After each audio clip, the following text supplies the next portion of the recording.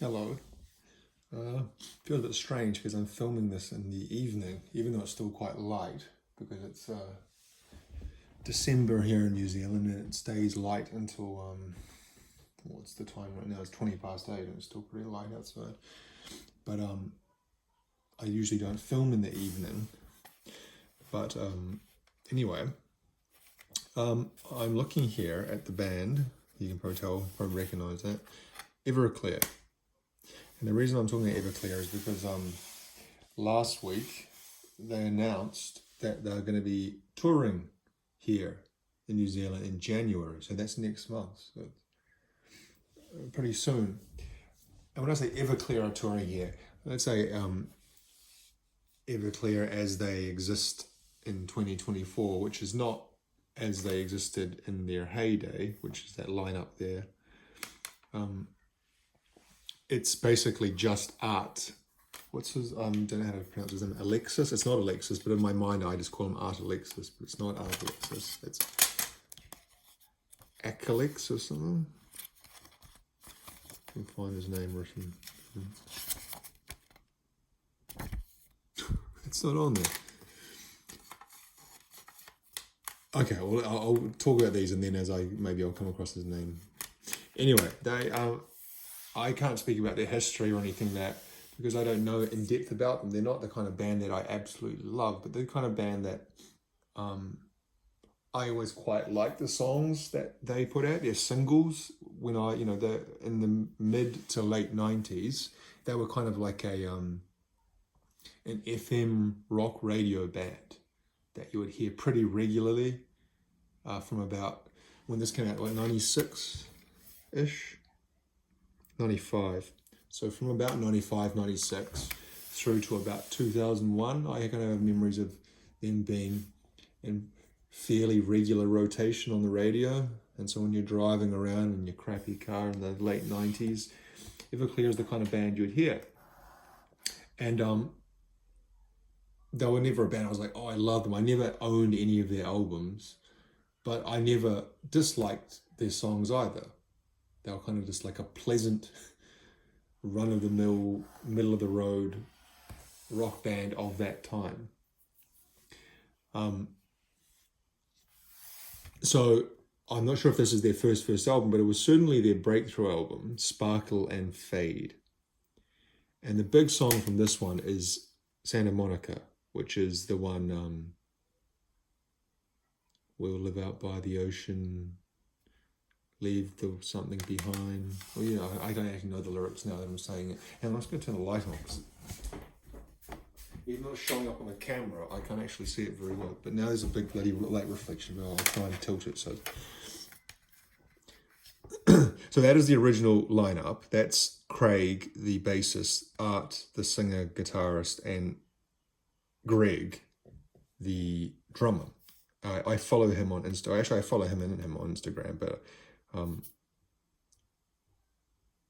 he's not a working musician anymore, I don't think, but I kind of came across him on Instagram once and I've followed him just to kind of interest of these guys who were in bands in the 90s. And then it's kind of the same kind of case with a lot of those bands of this era where they are still going and kind of playing the nostalgia circuit. And it's basically just the front man remaining. Like I've talked about Third Eye Blind before. Like I think it's the same case with them. Or I can't really think of name. I always go list these bands and I can't think of any other ones. But one band that doesn't follow that is Tonic. Tonic were a similar vintage as these guys. And I'd say kind of a similar kind of music, kind of like a very late 90s, straightforward, light poppy rock type stuff with a little bit of alternative edge to it. Tonic were around the same time, that late 90s, early 2000s, and I quite liked some of their songs. They were kind of the same as these guys. They were never a band I'd go my way to buy their CDs, but whenever they came on the radio or the TV, I always quite liked their songs. And I was kind of going through a lot of their songs recently, and I was looking on Wikipedia, and I think it's the 3 original members of Tonic are still in Tonic. They haven't lost anyone, which is a pretty rare thing for a band like that. Because when you think about it, the bands that really keep themselves together and don't lose members are often bands that are more successful, kind of the echelon above, because they've got something to lose, I guess. A member leaving a big band obviously is walking away from a lot of money and success and all the rest of it. But also the band itself, it's touring and things like that is a lot easier if you have the original lineup, because you can sell it as such. Whereas a lot of these bands come around and then you look and you realize it's like, some of it, kind of the older the band is, the fewer the original members are. And some of those 80s bands, it's just ridiculous. There's like no original members. There's a band like Queensryche, who I've talked about a lot before. Basically, it's only the guitarist or one of the guitarists and the bassist. They've changed singers, they've changed drummers, they've changed lead guitarists multiple times. Anyway, I'm going off track here. So yeah, this was their first kind of breakthrough. Then they are a little bit older.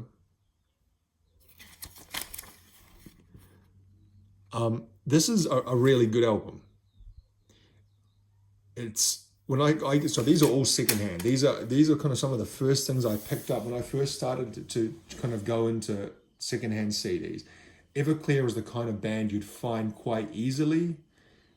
In 2024, a little bit less so, but back in 2020, 2021, they were quite an easy band to find. I could have picked up these 4 albums without much fuss or difficulty at all. I think within like a couple of months I had all of them. Because down here in New Zealand they were quite popular, so it's not hard to find them. They're not that old, so again it's not like back through the ages or things might have been damaged or destroyed. So when I first got this and I put it on, I was quite shocked how good it was. It's like an all killer no filler type album, and I don't mean like that as an absolute classic, but almost every song is quite catchy and memorable. And they really capture that sound of that mid late 90s, like I said, rock, poppy rock with some alternative elements. Like some of the songs are quite like something like Heroin Girl. That's quite a heavy song. When I'm saying heavy, I'm not saying like a metal song, but it's kind of got a punk element to it, I guess. Or I think it's Strawberry or Summerland. Summerland's quite like a kind of a little bit of a darkness to it as well. But it's a really good album, I think. For me, it's certainly my favorite album of theirs. It's like I said, the kind of album you put on and you can listen through to it from beginning to end and enjoy the whole thing. And incidentally, I guess, well, not really incidentally, this is probably true for a lot of people, the one song that I don't really like is Santa Monica. Probably because I heard it so many times back in like 1996 that I could probably do with not hearing it ever again. Oh, here's here we go. AP Alexakis. Okay, there we go. So I said Alexis, but Alexakis. He was a bit older than the other two guys, and he had been kind of around in the music scene for a while, trying to make it. From what I remember reading, he moved to Portland, and he wasn't really liked in the Portland music scene, whatever that was in the 90s. Like I know the Dandy Warhols were from there. They were probably a little, although their first, not a few of the last, no, what was that? That was the Brian Jones time. What was their first one? What was their first? I bloody made a video about it about 2 years ago on this channel. The one that's got not a few of the last junkie on it. That's right. Not a few. The album that's got that, is it Dandy Warhol's Come Down to Earth or something like that? Or was that the second? Fuck, I don't know. that came out about 97, which is only 2 years after this. So maybe they were in a similar kind of scene, although their music is not exactly crossing over. This is kind of more poppy punk than, whereas the Dandy Warhols were more kind of left field alternative, at least back in the beginning they were. But whatever. Geez, I'm rambling, aren't I? That when he moved to Portland or became part of that Portland music scene, he was kind of a lot of people didn't like him, Art Alexakis, because he was a little bit older and he was quite driven and career minded. He wanted to kind of have a hit and make it big, which was, you know, a lot of those kind of local scenes that's kind of seen as, bad. That's selling out, man. And so he was kind of, not really liked. And then his band did make it big. But I think there had been a bit of drama before that. And I remember there was kind of stuff, even back at the time, there was kind of some negative stuff about him in the music press. But then I've heard some good stories about him as well. I remember that they toured down here around that time, would have been the late 90s. And someone told me that like he came out after the show finished and like spent like as much time as people wanted, like signing everything and talking to people and hanging out and just being like quite nice and approachable to fans. Anyway, so next was maybe even a bigger album, because I think this had a number one single on it. I think Everything to Everyone went to number one on the Billboard charts. I might be wrong there. Hang on, I've got my phone here, so I should check that. But anyway, you can see this. This has got one of those kind of cardboard, I can't remember what these things are called. In my mind, they're called slip cases, but they're not, because the slip case is a different kind of case. But you think, well, it slips on and it's kind of like a case. But yes, this is so much for the Afterglow, which you can see I got this at Real Groovy Records for sale price X. Sale price X is usually very cheap. It's usually $1 or $2. Can't remember exactly, but I remember this one was 50 cents. As I'm trying to do two things at once here. Oh, God damn it. When you Google Everclear, the first thing is Everclear is a beverage. Well, it's a kind of alcohol. In America, I assume it's not. We don't have that here in New Zealand. So, you can see here the jewel case is a bit broken in the central hub, but it still kind of holds on to it well enough. So I remember when this came out, I've got quite distinct memories of the summer of 1997 going into 1998. Now, the summer of that kind of early January, February 1998 down here in New Zealand was one of the hottest summers on record at the time. Now, and every summer's the hottest summer on record, isn't it? But back then, and I have memories of, I had my first car at the time, and with my friends, and this car was a piece of shit, and it had no air conditioning or anything like that, like God forbid, but I remember driving around in the summer being really, really hot, and that song, Everything to Everyone, was on the radio a lot, and I remember I quite liked the bass line, dung, dung, dung, dung, dung, dung, dung, dung, dung, dung, dung, dung. Okay, so this is their third album. They had an album called World of Noise, but that was kind of, I guess, pre-fame. Is there anything here about it being a number one? No. Okay, maybe I was wrong on that. For some reason I thought that song went to number one. Oh no, hang on. Oh, I see. It was commercially successful, topping the US Billboard Modern Rock Tracks chart in December 97. It also hit 15 on the mainstream rock. This is the thing with the Billboard charts. Like, there's so many different charts. It's kind of like pointless, really. Like, what does that mean? The Billboard modern rock tracks versus mainstream rock tracks? How different can they be? Anyway, relatively successful, I guess.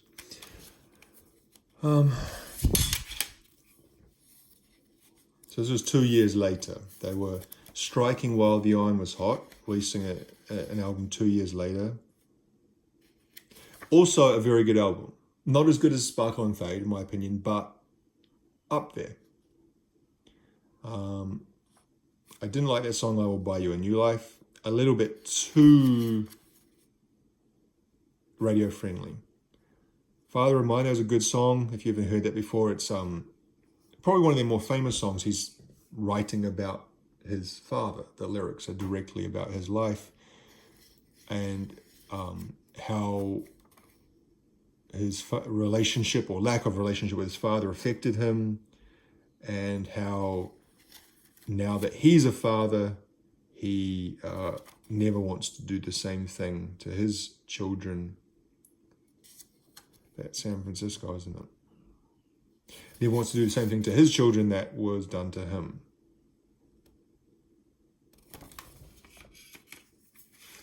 Now, I think they toured Australia for this album, and they had a bit of a, I think like the bassist like quit on stage or something, or they almost broke up. Craig Montoya, the bassist, like threw his bass across the stage, and I can't remember the reason why, but yeah, they almost broke up, but they managed to keep it together and released this one, which was kind of a two-part thing. Well, not kind of, it is. Songs from an American Movie. Volume 1, Learning How to Smile. Volume 2, Good Time for a Bad Attitude. By this stage, my interest in them had waned. What little interest I did have, and I guess my interest as in their success was starting to wane a little bit. Those first two albums that I showed were certainly their biggest albums and the ones that they had most success and most radio airplay. And so when they started falling off a little bit, you still saw their videos on TV and stuff like that. What was the single on here? Let's see if I can remember. AM Radio, I think, was one. Maybe Learning How to Smile. I almost... What was that, When It All Goes Wrong Again? Or was that on this one? Oh, that's from Volume 2, When It All Goes... That's quite a cool song. Quite a catchy pop rock song.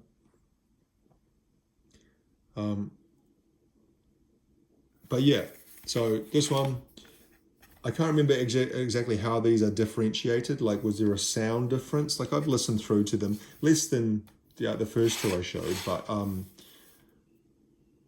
pretty sure there was a sound difference. So if we look at some of the instruments used here, Greg Eklund does the drums, but he also does lead vocals on the Honeymoon song. He plays a ukulele, some bells, Aries, whatever that is. Art does the vocals, guitars, and a banjo, as well as a steel guitar. And he's also an Aries. And Craig does the bass, backing vocals, and a mandolin, but he's a Virgo. It's quite a cool CD design. The Unhappy Face.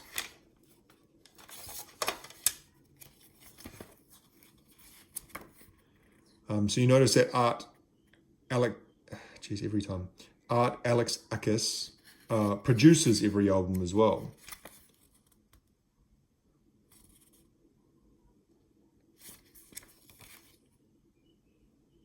I don't know if it was something meant to be like no,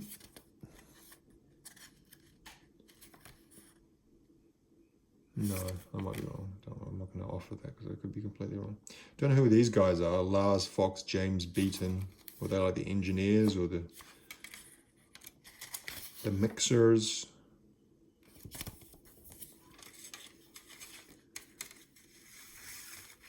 You can see this one, Volume 2, was bought for $33.95 at ECM. ECM was Electric City Music, which was a chain of CD stores that disappeared probably about probably when this came out, what, 2002? 2000. When this came out would have been the dying days of ECM. Even in 2000, they were starting to wind down. And I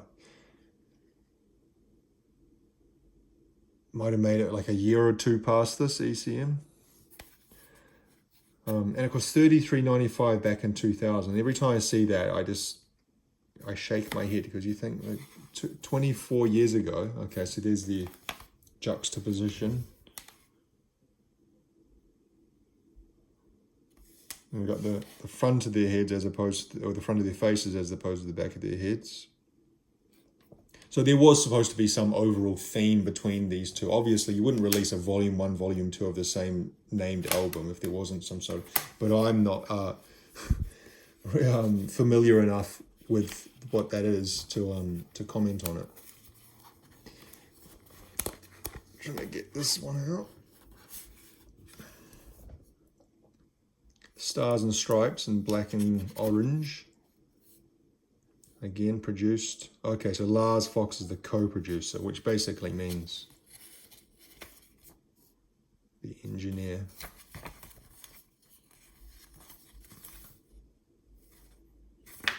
And I may, wearing a Blazers jersey there. I actually think he was born in Portland. I'm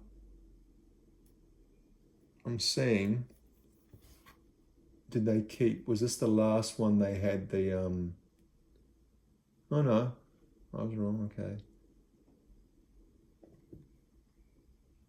Welcome to the Drama Club. Do they have the same lineup there? Okay, so they had one album after this in 2003 called Slow Motion Daydream, and then the lineup fell apart. And they kind of hobbled on, but only releasing a few things. 2006, 2011, 12, 15, and then nothing since 2015.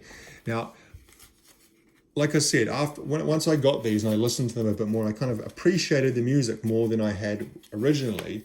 I kind of, as I do with a lot of bands, I followed them on social media because I'm interested in what this era of bands is doing. And like I said, I found that the original bassist and drummer, Craig and Greg, had left. And I read a little bit about that. Like I said, I think there was quite a lot of acrimony. It wasn't like a particularly friendly leaving. But I think they reunited and played kind of 1 or 2 shows together, or kind of Craig went up and did like a guest spot or something. Anyway, that's not really important. And then I see that Art Alexakis still tours, and he does a lot of kind of solo tours, and then also touring with new Everclear, which is Everclear with a bunch of young guys, or younger guys. And he tours quite a lot. He's kind of touring continuously. And I saw earlier this year that he was coming to New Zealand, or Everclear were coming to New Zealand, but they're playing one of those awful summer festival things that are aimed at older people. Not using this in a disparaging way, but usually aimed at kind of baby boomers. Like, who are some of the ones, like bands like Simple Minds, or what were the ones this year? It's a bunch of bands that I really have no interest in seeing whatsoever. And also the thing is that they don't play in the city. They play out in the middle of nowhere, like on wineries and vineyards and places like that, where you need, you got to go there and pay for accommodation somewhere around there. And it's just a whole bloody pain in the ass to do. And I'm not really wanting to do that just on the off chance to see Everclear. It happened the same thing a couple of years ago. Stone Temple Pilots came here for the first time ever. Obviously, Scott Weiland's dead, and it was with the new singer, and that holds a lot less attraction for me. But I still would have liked to see them because I love the DeLeo brothers. I think, they're amazing musicians, and they was responsible for the music of Stone Temple Pilots, as Scott was. So if I had the chance to see them in my city, I would have, but they weren't. They were playing out in the bloody middle of nowhere, like down some, and they were playing on the bill with some bands that I I think actually that year they're playing with ZZ Top, and ZZ Top would have been okay to see. But again, for the amount of money that they would have been asking for it, I skipped. I can't find the thing that they're on here. But for example, here's something they're playing with Marcy Playground. Remember them? Sex and Candy, and was it St. Jimmy on the Schoolyard or something like that? So they're playing these kinds of things. But you're seeing they're selling out, sold out San Francisco, Portland, Sacramento, Los Angeles. But you think, well, what kind of venues are they doing in these places? They're playing pretty small venues. Oh, here's the one. Here it is. This is the one in New Zealand. So these bands, Jesus. Cold Chisel. You probably don't, anyone who's not from New Zealand and Australia won't know who these bands are. Cold Chisel are I don't know, the most stereotypical late 70s, early 80s Australian rock band that you could ever imagine. And I say that in all the good and bad ways. Icehouse are an 80s kind of more new wavy rock band. I actually quite like some Icehouse songs, but I would not pay the kind of money that they would. Bikronga, she's a New Zealand female singer-songwriter. And Everclear, they're a bizarre lineup. Absolutely bizarre lineup that. But anyway, so here, Gibson Valley Winery. I don't even know where that is. It's in my country. Taupo, which is like a small lake town in the middle of the North Island, which is about 5 hours drive from here, and Whitianga, which is where my grandmother used to live about 25 years ago. But again, it's about a 4-hour drive. And if you went to the Whitianga Water Rays Arena, you would have to pay for accommodation to and it would be, they raise the prices to around that time of year because all these bands are coming. So when I see that, I'm like, oh, well, I'd really like to see Everclear once, whatever, if you want to call it Everclear, but I'm not going to go through that. So, but I was very happy to see they're doing a sideshow of their own. Everclear New Zealand tour, which I'm surprised because usually when a band comes down here, the promoter brings a band down here for a festival type thing. They, on the contract, they're not allowed to do side shows because, it dissuades people from going to the festival.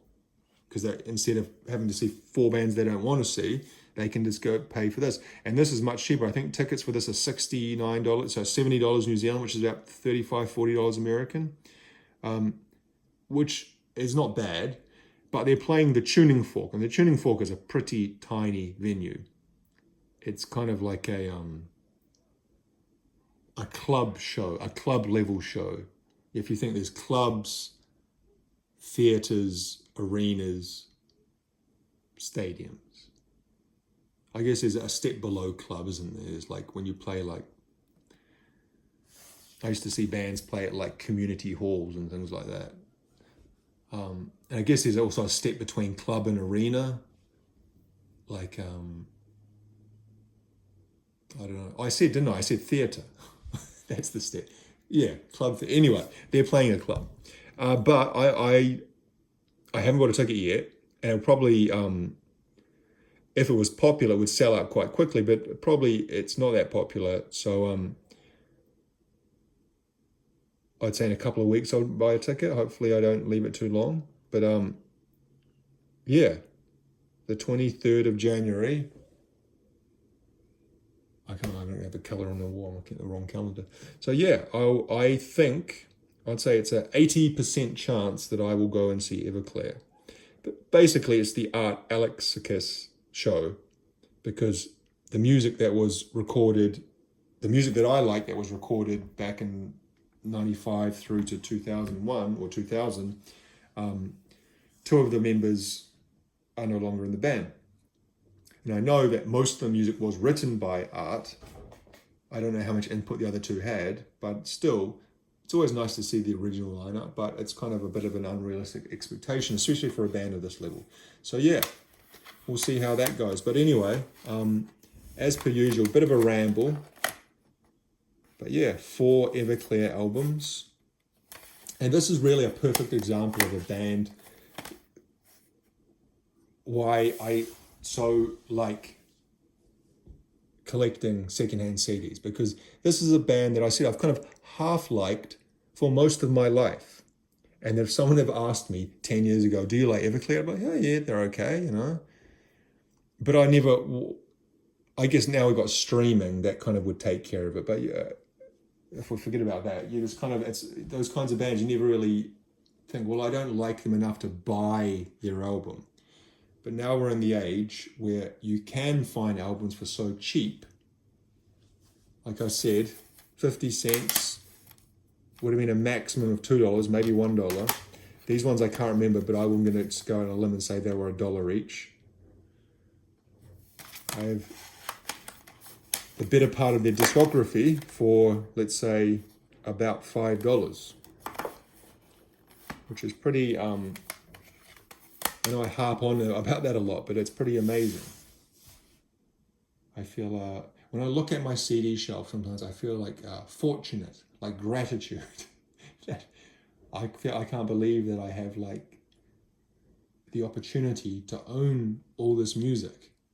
If when I was a kid, when I was like a teenager, and I had like 30 CDs, which probably spent like God knows how much money on to buy those. The thought of being able to have almost, you know, the CD of almost every band I'd ever want to listen to, or every artist, it would be kind of unbelievable.